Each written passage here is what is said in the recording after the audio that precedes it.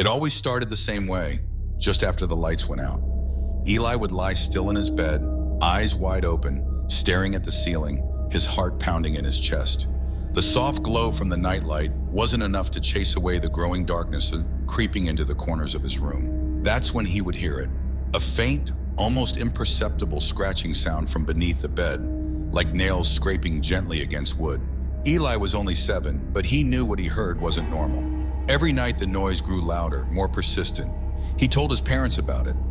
"There's something under my bed," he would say, his small voice trembling with fear. But his parents never believed him. "It's just your imagination, Eli," they'd reply, their faces filled with patience and a hint of amusement. They assured him that monsters weren't real, that he had nothing to worry about. But Eli wasn't convinced. He felt it. He could hear it. The thing under his bed wasn't just a figment of his imagination. It was real and it was watching him. His older brother Sam didn't make things any easier. Sam was 12, far too old to be scared of the dark, and he loved teasing Eli about his fears. "Afraid of the boogeyman, huh?" Sam would laugh, ruffling Eli's hair. "Monsters don't exist, you little baby." But Eli knew better. It wasn't just a silly fear, it was something much worse. At first, it was only the sound that haunted Eli. But as the days passed, other strange things began happening in his room. His toys would go missing, only to reappear in strange places, as if someone or something had moved them. One night, he woke up to find his favorite teddy bear sitting in the middle of the floor, staring up at the bed with his button eyes. He was sure he had left it on his dresser before going to sleep. Eli tried to ignore it, tried to pretend that everything was fine, but the fear was creeping into his bones. Every night, the scratching grew louder, the darkness more suffocating. He could feel it, the presence lurking just beneath the bed, waiting for him to slip up, to come too close. And yet, no one believed him.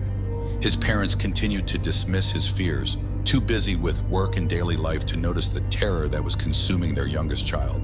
Sam only teased him more, calling him a scaredy cat. Eli felt more alone than ever, trapped in a nightmare that no one else could see. He knew the monster was real, but what he didn't know was how close it was getting. Each night seemed longer than the last. Eli was now afraid to close his eyes. The thought of sleep terrified him. The scratching sound under his bed had grown sharper, more pronounced, like claws slowly dragging across the floorboards. It wasn't just the noise anymore. It was the feeling, the creeping sensation that something was watching him from the dark, just waiting for him to fall asleep. He started staying awake as long as he could, staring at the soft glow of his nightlight, hoping it would protect him from whatever lurked beneath.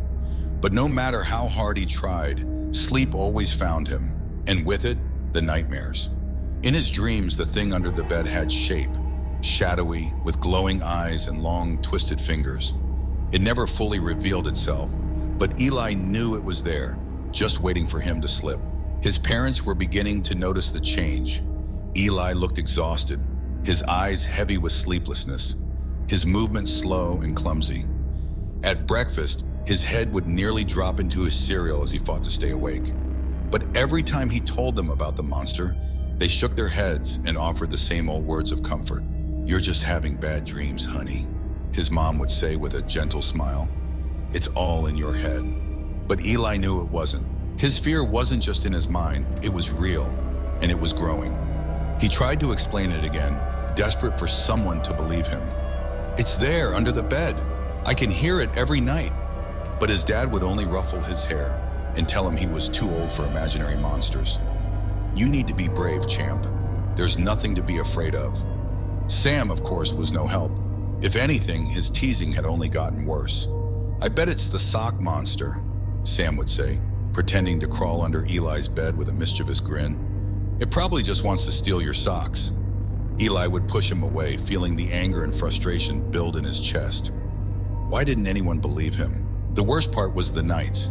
No matter what Eli did, the fear seemed to deepen as soon as the sun set. He tried hiding under his blankets, leaving the flashlight on all night, and even sleeping with the door open. But nothing worked. The scratching never stopped, and each night it got closer, closer to the edge of his bed, closer to him. One night in a panic, Eli gathered all the courage he had and leaned over the side of his bed, shining his flashlight underneath. His hands trembled as the beam of light cut through the darkness. The space under the bed was empty. No monster, no glowing eyes, just a small layer of dust. For a moment, Eli felt relief. Maybe, just maybe, he was imagining it after all. But then he heard it again, louder this time. The scratching was right next to him, right beneath his pillow. He froze, unable to move. His breath caught in his throat, and the hairs on the back of his neck stood on end. The flashlight slipped from his hand, clattering to the floor. In that moment, Eli knew whatever was under his bed wasn't just hiding anymore. It was getting bolder, and it was coming for him. But still, no one believed him. And that's when the nightmares started turning into something much worse. Eli wasn't just hearing things anymore. He was seeing them too. It started small, with objects shifting in his room when no one was looking. His toy car collection, usually lined up neatly on the shelf, would be scattered across the floor in the morning. His books, stacked by his bedside, would appear open in strange corners of the room. At first, Eli thought it was Sam playing tricks on him, trying to scare him even more. But as the days passed, it became clear that something else was at work. The worst incident happened one afternoon when Eli returned from school. He walked into his room and stopped cold. There, in the middle of the floor, was his teddy bear. But it wasn't just lying there innocently. It was sitting upright, staring directly at his bed, as if waiting for something or someone. Eli's heart pounded in his chest as he slowly backed away, his eyes fixed on the bear. He knew he hadn't left it like that. No one had been in his room, and yet, there it was, in the exact spot where he had dreamed the monster had been standing the night before. His parents didn't believe him, of course. When he told them about the teddy bear, they laughed it off, assuming he had simply forgotten putting it there. "You probably left it there this morning," his mom said dismissively, not even glancing up from her phone. Eli's protests fell on deaf ears. They always did. Sam, on the other hand, started to look a little less confident. After one particularly restless night, he woke up with scratches on his legs. They weren't deep, but they were enough to make Sam pause. "Maybe I scratched myself in my sleep," he said, his voice uncertain. He tried to brush it off, but Eli could tell his older brother was starting to feel uneasy too. For the first time, Sam stopped teasing him. He stopped joking about monsters. He stopped saying much at all. That's when the whispering began. It was faint at first, just a soft, almost inaudible murmur that Eli could barely make out. It came from under the bed, but it wasn't clear enough for him to understand what it was saying. Every night the whispers grew louder, more distinct, but they were always just out of reach, like words spoken through a thin wall. Eli tried to listen, to figure out what the voice was saying, but it chilled him to his core. The voice wasn't human. It was raspy, almost hollow, and it seemed to echo from a place far darker than he could imagine. His fear turned to paranoia. Eli began to avoid his room altogether, spending more time in the living room or trying to sleep on the couch. But the moment night fell, the house felt different. It wasn't just the bedroom anymore. There was something wrong with the entire place. He could feel it in the air, thick and heavy, pressing down on him. The house was no longer safe. Nowhere was. Still, his parents refused to acknowledge anything strange. They blamed Eli's behavior on nightmares and the stress of growing up. "It's just your imagination, sweetie," his mom repeated, almost like a broken record. "Everything's fine." But everything wasn't fine. Eli knew it. Sam knew it too, even if he didn't say so. And that is when it happened. The first real sign that Eli wasn't just imagining things. One morning, Eli woke up to find his favorite toy missing. It wasn't where he had left it. In fact, it wasn't anywhere in the house. After hours of searching, Eli's dad found it outside, lying in the dirt near the edge of the yard. His parents were furious, thinking he had taken it outside and forgotten about it. But Eli hadn't even left the house that day. The toy hadn't just been misplaced, it had been taken. And Eli knew exactly who, or what, had done it. The monster under the bed was no longer content with just making noise. It was moving things now. It was playing with him, toying with his fear, and it wasn't going to stop. The tension in the house had reached a breaking point. Eli could feel it everywhere, his parents' frustration, Sam's nervous silence, and his own mounting terror. But nothing could have prepared him for what was about to happen. It was a typical evening when Sam disappeared. The family had finished dinner, and Sam had gone to his room to play video games before bed. Eli, trying to avoid his own room as much as possible, stayed in the living room with his parents, watching TV. The usual sounds filled the house: soft murmurs of conversation, the hum of electronics, and the occasional distant clatter of Sam moving around upstairs. But then, without warning, everything went quiet. The sound from Sam's room stopped abruptly. No footsteps, no noise from the game, just silence. Eli's parents didn't notice at first, too engrossed in their conversation. But Eli felt it, a strange stillness in the air, as if the house itself had held its breath. Something was wrong. "Sam?" Eli's mom called out after a few minutes of eerie silence. There was no response. She called again, this time louder, but still nothing. Eli's dad sighed, clearly annoyed, and stood up. "Probably has his headphones on," he muttered, heading upstairs to check. Eli watched his dad disappear up the stairs, a sinking feeling in his chest. He waited in the living room, each second stretching longer than the last. He heard his dad knock on Sam's door, then open it. A pause, silence again. And then, his dad's voice, sharp and panicked. "Sam! Sam!" Eli's mom jumped to her feet, rushing upstairs, and Eli followed, his heart racing. When they reached Sam's room, they found it empty. The window was shut, the bed neatly made, and Sam's game controller was lying on the floor, still connected to the console. There was no sign of struggle, no indication that he had left the room. Sam was just gone. His parents tried to stay calm, but Eli could see the fear creeping into their eyes. They searched the entire house, calling Sam's name over and over again, but there was no answer. By the time they started checking outside, panic had fully set in.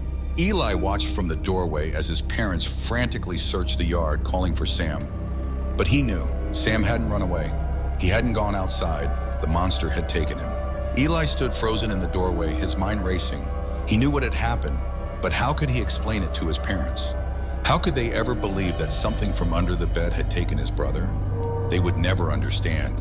And now Sam was gone, disappeared without a trace. When his parents came back inside, they were frantic. They called the police, and within an hour, officers were combing through the house and yard, asking questions, searching for clues. But they found nothing. There were no signs of forced entry, no footprints leading away from the house, no indication that Sam had left of his own accord. It was as if he had vanished into thin air. Eli didn't say a word to the police. He knew they wouldn't believe him. How could they? Who would believe that a monster lurking under a child's bed had taken a boy? That night, the house felt emptier than ever. His parents were broken, pacing around the living room in shock, trying to make sense of the impossible. Eli, meanwhile, sat in his room staring at the bed, his mind replaying the sound of the scratching, the whispers, the strange incidents leading up to Sam's disappearance. It was all connected. The monster had been waiting, biding its time, and now it had taken his brother. But Eli knew this wasn't the end. The monster wasn't finished. It was just getting started. Eli barely slept after Sam disappeared. He was terrified that the monster would come for him next. The house, once filled with the sound of his parents' voices and his brother's teasing, had become eerily silent. His parents, now consumed by grief and fear, spoke only in whispers, their eyes hollow with worry. The police had found nothing, and Sam was still missing. It felt like the house was closing in on them, suffocating under the weight of the unknown. But Eli knew. He had always known. The monster had taken Sam, and now it was only a matter of time before it came for someone else. The scratching under his bed had grown louder, more aggressive, as if the monster was becoming bolder. It didn't hide anymore. It wanted Eli to know it was there. One night, as Eli lay in bed, he heard something different. It wasn't the usual scratching. This time it was a low, guttural whisper, like a voice speaking directly to him from beneath the bed. The words were garbled, unclear, but they sent a shiver down Eli's spine. He clenched his blanket tightly, too afraid to move. The voice continued, soft but insistent, and for the first time, Eli could almost make out what it was saying. "Eli, come closer." His heart pounded in his chest. The voice was calling to him, beckoning him to look under the bed. Every instinct screamed at him to stay still, to keep his eyes focused on the ceiling. But the temptation was growing stronger. What if it was Sam? What if his brother was trapped under there calling for help? Eli sat up slowly, gripping the edge of his blanket, his breath shaky and shallow. The room was cold, colder than it had ever been before, and the shadows seemed to dance around him. His nightlight flickered slightly, casting eerie shapes on the walls. The whispering continued, soft but persistent. "Look, Eli." He hesitated, his hands trembling. He didn't want to look. He didn't want to see whatever was waiting for him under the bed. But something inside him, maybe a desperate hope that Sam might be there, made him inch closer to the edge of the bed. He grabbed the flashlight he had kept beside his pillow every night and, with a deep breath, he leaned over and pointed it under the bed. At first, he saw nothing but darkness. The light didn't seem to reach far enough to illuminate the entire space. He squinted, leaning a little closer, trying to peer deeper into the shadows. His hand was shaking so badly that the flashlight beam wobbled. And then, he saw it. Two glowing eyes, faint but unmistakable, stared back at him from the farthest corner under the bed. They didn't blink. They didn't move. They just watched him. Eli's breath caught in his throat, his heart racing. He wanted to scream, but no sound came out. He was frozen, locked in place, staring into those cold, glowing eyes. The whispering grew louder now, more insistent. "Come closer." Eli dropped the flashlight, his body trembling in fear. He scrambled back onto his bed, pulling the covers over his head, his heart pounding so hard he thought it might burst. The scratching had returned, more violent than ever, as if the monster was trying to claw its way out from under the bed. He didn't sleep that night. He couldn't. Every sound, every creak of the house made his skin crawl. The whispering eventually stopped, but the feeling of those eyes watching him remained. Eli knew he couldn't tell his parents. They wouldn't believe him. They hadn't believed him when he warned them before, and now Sam was gone. No one would believe him now, not even after what he had seen. But Eli couldn't deny it any longer. The monster was real, and it had revealed itself. It had taken Sam, and now it was coming for the rest of them. The question was, who would be next? After that night, everything in Eli's house began to unravel even faster. The tension that had been simmering finally boiled over, consuming everyone in the house. His parents were barely speaking to each other now, and Eli could see the exhaustion weighing heavily on their faces. They were lost in their grief over Sam's disappearance, clinging to the hope that the police would find some clue. But Eli knew the truth. No one would ever find Sam, because Sam hadn't just disappeared. He had been taken, and the monster wasn't finished yet. The scratching under the bed grew louder and more frequent, no longer confined to just the dead of night.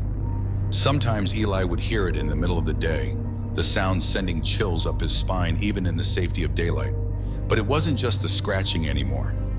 Now there were footsteps, soft, heavy footsteps that echoed through the halls late at night when the house was quiet. They always seemed to come from nowhere and disappear into silence just as quickly.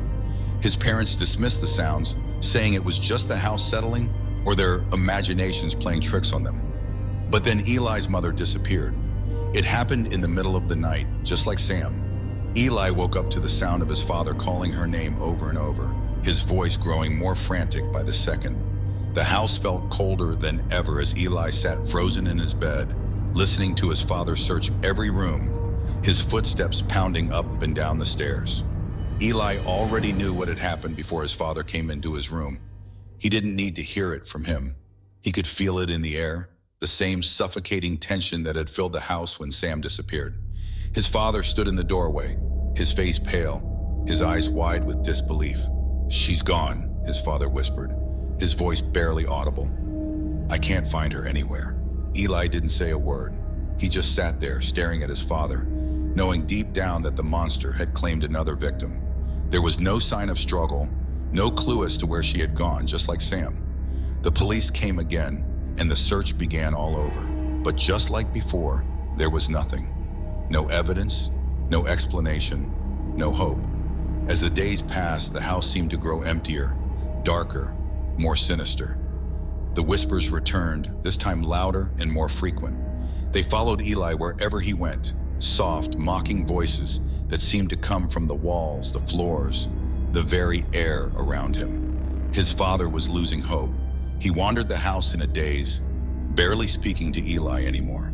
The police had no answers, and with both Sam and his mother gone, his father had started to believe the worst, that they were never coming back. But Eli knew better. He had warned them. He had tried to tell them, but no one had believed him. And now he was the only one left. One night as Eli lay in his bed, staring up at the ceiling, he heard the familiar scratching sound again. This time, though, it was different. It was slower, more deliberate, as if the monster was waiting for something.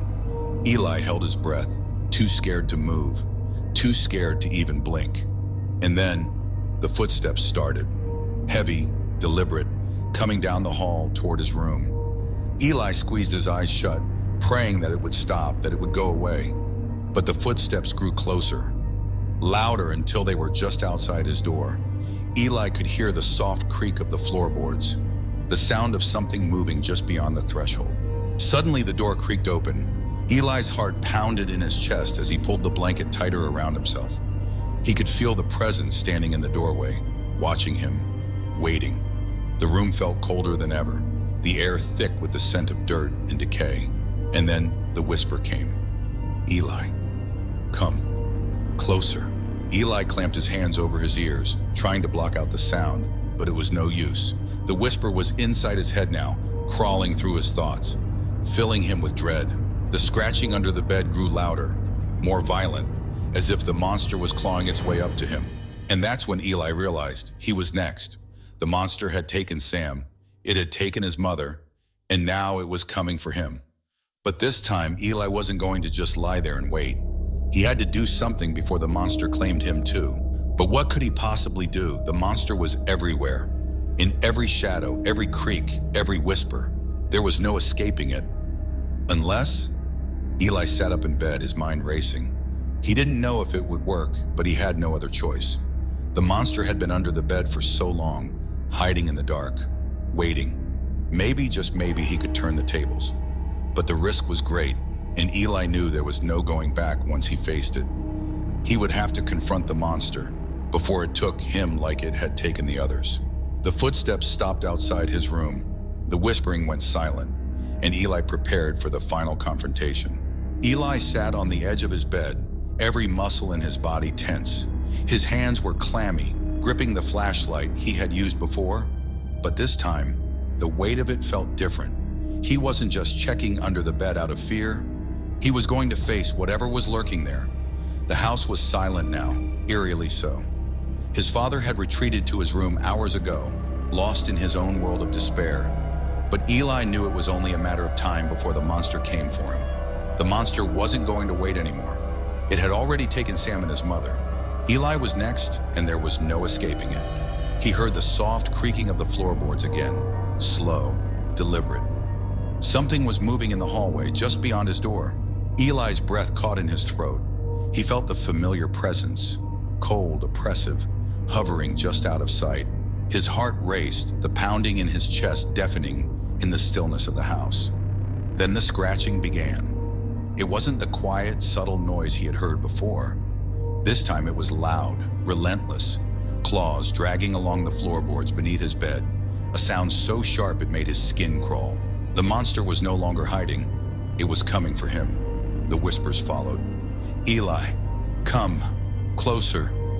The voice was everywhere, inside his head, around him, in the very walls of his room. Eli could barely breathe, fear wrapping itself around him like a vice. He clenched the flashlight tightly, his knuckles white. He had to act now, or it would be too late. Slowly, painfully, slowly, Eli swung his legs over the side of the bed. The floor was cold beneath his feet, the darkness pressing in around him. He crouched down, flashlight in hand, his heart pounding in his ears. His fingers shook as he knelt by the bed's edge, the familiar terror creeping up his spine. The whispering was louder now, almost a chant, urging him to look. Eli closed his eyes for a brief moment, steeling himself. Then, with one quick motion, he flicked the flashlight on and leaned down, shining the beam underneath the bed. This time, the glowing eyes weren't distant. They were right there, staring back at him from the edge of the bed. Eli's breath caught in his throat. The thing under the bed was no longer just a shadow. It was fully there. Its long, twisted fingers gripping the floor. Its body half emerged from the darkness. Its skin was pale, almost translucent, with dark, hollow eyes that seemed to suck the light right out of the room. "Eli!" The voice hissed again, this time clearer than ever. "Come closer." He scrambled back, nearly dropping the flashlight as the monster began to pull itself out from under the bed. Its body was unnaturally long, its limbs twisting and contorting as it moved toward him. Eli's heart pounded in his chest, panic surging through him. He couldn't move, couldn't think. The monster stretched out a hand, its long, sharp nails scraping across the floor as it reached for him. Eli could see its mouth now, wide, gaping, filled with rows of sharp, jagged teeth. It grinned at him, the horrible whisper continuing in his ears. But Eli wasn't going to let it take him. With all the strength he had, Eli lunged forward, aiming the flashlight directly at the monster's face. The bright beam hit the creature squarely in the eyes, and for a split second, it recoiled, hissing in pain. Eli saw his chance. He scrambled back, grabbing the chair from his desk and shoving it toward the monster, trying to create as much distance as he could. The monster let out a screech, a sound so piercing that Eli felt it in his bones. It wasn't done yet. It lunged forward, its fingers scraping against the wood as it dragged itself closer to him. Eli's back hit the wall. He was trapped, nowhere left to run. The monster was inches away now, its breath cold and rancid against Eli's skin. It reached out again, its twisted fingers curling toward him, ready to pull him under like it had done to Sam and his mother. In that moment, something inside Eli snapped. He wasn't going to let it end like this. With a scream, he grabbed the flashlight once more, this time shining it directly into the monster's gaping mouth. The creature recoiled, its screech filling the room as it began to dissolve back into the shadows. For the first time, Eli saw the monster hesitate. Its body twisted and writhed as if it was being torn apart by the light. It screeched again, louder this time, before retreating under the bed, disappearing into the darkness once more. Eli sat there, panting, his hands trembling as he clutched the flashlight. The room was silent again. The whispers were gone. The scratching had stopped. But Eli knew it wasn't over. The monster wasn't gone. It was just waiting for the right moment to return. And Eli had to be ready, for the monster under the bed wasn't done with him yet. Days passed after Eli's terrifying confrontation with the monster, but the sense of dread never left him. The house was quieter than ever. His father barely spoke, now consumed with grief over the disappearances of Sam and Eli's mother. The police had stopped coming by, no new clues had surfaced, and the once busy household had fallen into a state of eerie, heavy silence. Eli stayed close to his father, but it didn't help ease the tension. He knew that even though he had driven the monster back into the shadows for now, it wasn't over.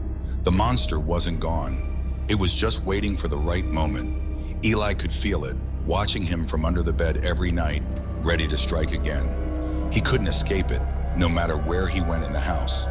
Every night the whispers returned, soft at first, but slowly growing louder. "Eli, come closer." It was as if the monster was taunting him, knowing that no one could save him. His father was distant, locked away in his grief, oblivious to the danger that was still lurking beneath their feet. Eli tried to stay awake as long as possible, using the flashlight like a shield, but he was exhausted. Sleep pulled at him every night, despite his fear. The dark circles under his eyes had deepened, and his hands trembled from fatigue. He knew that he couldn't hold on much longer. The monster was getting stronger, bolder, each time it whispered his name. And then, one night, it happened. It started like it always did, with the scratching. But this time, the sound was more frantic, more desperate. It was as if the monster knew its time had come, and it wasn't going to wait any longer. Eli lay still in his bed, his heart pounding in his chest, the flashlight clutched tightly in his hands. He knew the monster was ready to strike. The scratching grew louder, more intense. Then the whisper came, louder than ever before. "Eli, come closer." Eli's breath caught in his throat. He squeezed the flashlight tighter, But this time, he felt something was different. The air in the room had grown colder, and he could feel a presence, a weight, pressing down on him from all sides. He didn't dare move. Suddenly, the blanket at the foot of his bed began to slowly slide down, pulled by something unseen. Eli's eyes widened in terror as he watched, frozen, unable to move or even cry out. The monster was there under the bed, pulling the blanket, waiting for the perfect moment. And then before Eli could react, something grabbed his ankle. It was cold, impossibly cold, and the grip was tight, stronger than anything he had ever felt. Eli screamed, kicking wildly, trying to pull his leg free, but the grip tightened. He looked down, and for the first time he saw it. Long, bony fingers wrapped around his ankle, pulling him toward the edge of the bed. The monster had him. He kicked harder, his heart pounding in his chest, but it was no use. The monster's grip was unrelenting, dragging him inch by inch toward the darkness under the bed. His flashlight fell from his hands, clattering to the floor, the beam flickering as it spun in circles. "Dad, help!" Eli screamed, his voice cracking with fear. But there was no response. The house was silent, save for the sound of his own panicked breathing and the relentless scraping as the monster pulled him closer to the edge of the bed. In one last desperate effort, Eli reached for the flashlight, but his fingers barely grazed it before he was yanked fully off the bed. He fell hard to the floor, the breath knocked out of him, and before he could scramble to his feet, the monster pulled him under. The darkness swallowed him whole. It was cold and suffocating under the bed, far darker than it should have been. Eli couldn't see anything, just blackness, stretching in every direction, the air thick with the scent of dirt and decay. He tried to scream, but no sound came out. He was being dragged deeper and deeper, the cold fingers wrapped tightly around his leg, pulling him into the endless black void. And then, everything stopped. Eli lay still, gasping for breath, his heart hammering in his chest. The grip on his ankle had loosened, and for a moment he thought the monster had let him go. But then, from the darkness, he heard it, the whisper, "Welcome, Eli." The voice was all around him now, deep and hollow, echoing through the endless black. Eli's eyes darted wildly, searching for any sign of light, but there was nothing. Just the darkness and the voice. "You're mine now." Eli's heart sank as the reality of his situation settled in. He was trapped, just like Sam, just like his mother. The monster had finally claimed him, and there was no escape. The last thing he saw before everything went black was the faint glimmer of those glowing eyes, watching him from the depths of the darkness, waiting for the next victim. And then, silence. The next morning, Eli's father awoke to an empty house. Just like before, there was no sign of Eli, no struggle, no explanation. It was as if he had simply vanished. The police came once again, searching the house, asking questions. But there were no answers. Just like Sam, just like his mother. As they combed through the house, Eli's father sat alone in his room, staring at the empty space where his family had once been. He didn't notice the faint scratching sound coming from under his bed, but soon he would.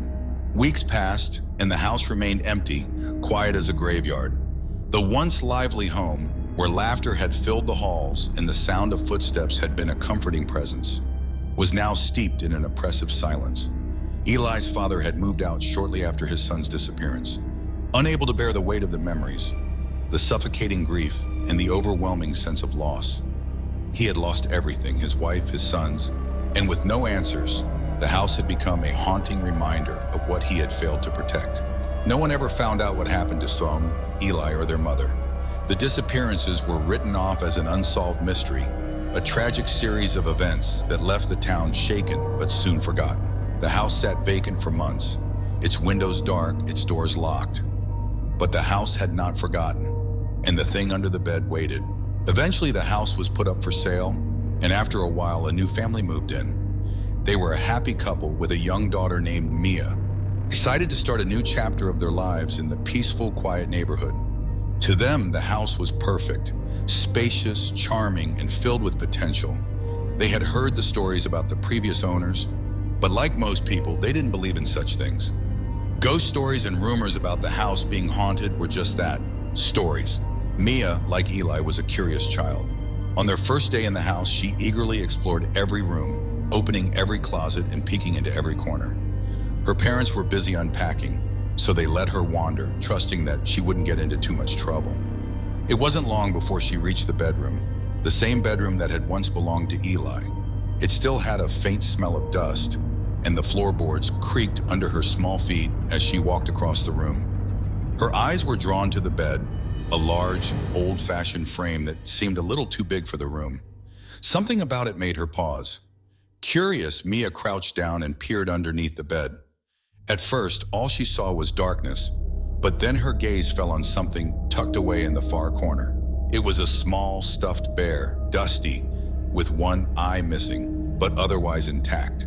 She reached out and grabbed it, pulling it out from under the bed. Smiling, Mia hugged the bear to her chest, unaware of the faint scratching sound that had started up beneath her.